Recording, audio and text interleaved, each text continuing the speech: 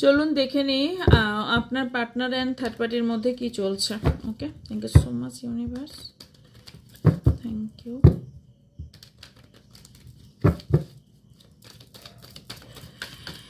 Subscribe and like করতে ভুলবেন না, যাতে আপনার এনার্জি আমি নিতে পারি। Okay, and thank you universe লিখতে ভুলবেন না। ওকে, ইনসিকিউরিটি প্রচুর দেখতে পাচ্ছি। গুড নিউজ এটা যে কারোর এখানে দুটো এনার্জি এসছে, কারোর এখানে থার্ড পার্টি আপনার লাইফ থেকে রিমুভ হচ্ছে।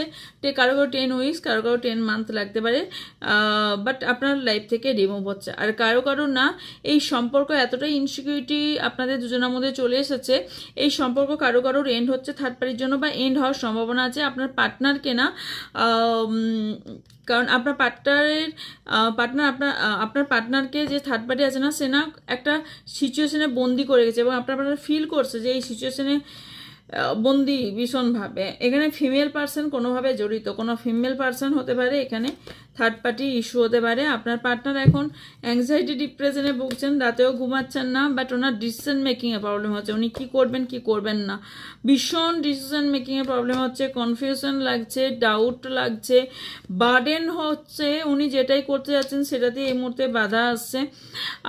উনি এই মুহূর্তে থার্ড পার্টির ওপর কোনো রিলেশনশিপ রাখতে চান না, বা রিলেশনশিপ স্টিল না ওনার লাইফে একটা পাওয়ার পজিশনের জন্য হোক, সিচুয়েশন স্টেবল হওয়ার জন্য হোক, আমি থাকতে দেখতে পাচ্ছি। ওকে, অ্যান্ড তবে আপনার পার্টনার কিছু ডিসিশন নিয়ে চলেছে, কিন্তু আপনার আপনাদের কারো পার্টনারের ওপর না কোনো স্পেল করা হচ্ছে, যেখান থেকে উনি ব্যালেন্স করতে পারছেন না। যে থার্ড পার্টি আছে না, ভীষণ মিস্টেরিয়াস পার্সন, এখানে ভালোবাসার নাটক করে, ভালোবাসা না, শুধু আপনার পার্টনারে যদি টাকা পয়সা থেকে থাকে সেই টাকা পয়সাকে ভালোবাসে। সো ইয়েস, আলটিমেটলি আপনার পার্টনার স্পাই করছে। আপনার পার্টনার 3 মান্থের মধ্যে, আপনার কারো 3 মান্থের মধ্যে আপনার পার্টনার কাছ থেকে থার্ড পার্টি রিমুভ হয়ে যাবে। ওকে, ক্লেম দিস এনার্জি অ্যান্ড 111 লিখে অথবা 1111 লিখে ক্লেম করতে ভুলবেন না। ওকে, সো বাই।